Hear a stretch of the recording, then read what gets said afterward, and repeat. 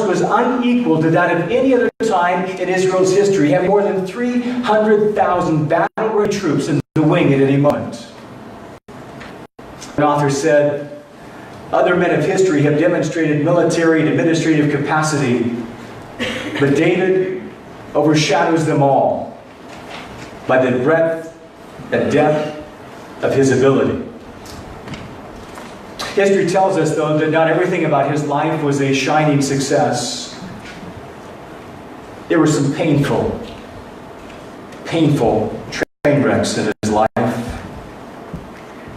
despite David's character flaws, his blundering failures, the Bible tells us that he was nonetheless a type, a kind of Jesus who would rule as God's king one day. And perhaps what makes him the most like Jesus is the Bible says this, that David was a man after God's own heart. Wouldn't that be great to have your tombstone? She was a woman after God's own heart. He was a man after God's own heart. Despite the failures, despite the shortcomings, David is remembered as a man after God's own heart. And perhaps one of the most telltale passages that reveals this is 2 Samuel chapter 9. And I want to read these 13 verses for you. And as I do, I want you to listen as this chapter unfolds before you and hear how grace not only fills it to the brim, but overflows in its words. I want you to notice something else.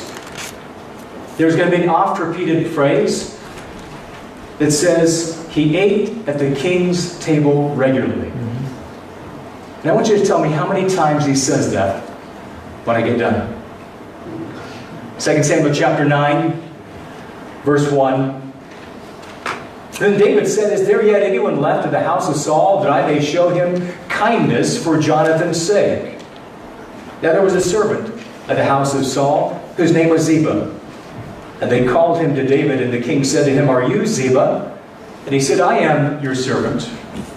And the king said, is there not yet anyone of the house of Saul to whom I may show the kindness of God?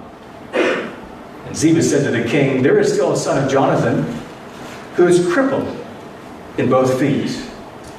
So the king said to him, where is he? And Ziba said to the king, behold, he is in the house of Machir, the son of Ammiel, in Lo-debar. Then the king sent and brought him from the house of Machir, the son of Ammiel, from Lo-debar, Mephibosheth, the son of Jonathan, the son of Saul, came to David and fell on his face, prostrated before him. And David said to him, Mephibosheth. And he said, here is your servant. David said to him, do not fear, for I will surely show kindness to you for the sake of your father Jonathan, and will restore to you all the land that your grandfather Saul had, and you shall eat from my table regularly.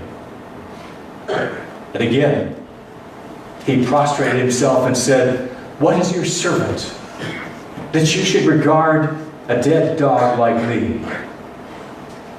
Then the king called Saul's servant Ziba and said to him, all that belonged to Saul and to his house I have given to your master's grandson. You and your sons and your servants shall cultivate the land for him, and you shall bring in the produce so that your master's grandson may have food. Nevertheless, Mephibosheth, your master's grandson, shall eat at my table regularly. Now Ziba had 15 sons and 20 servants.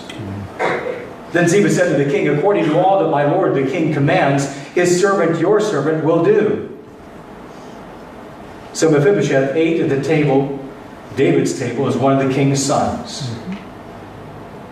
Mephibosheth was a young man who had a young son whose name was Micah. And all who lived in the house of Ziba were servants of Mephibosheth.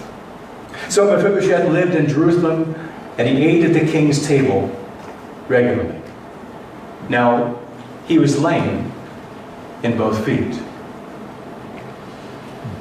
Did you hear how this passage overflows with lavish grace on David's part, a man after God's own heart?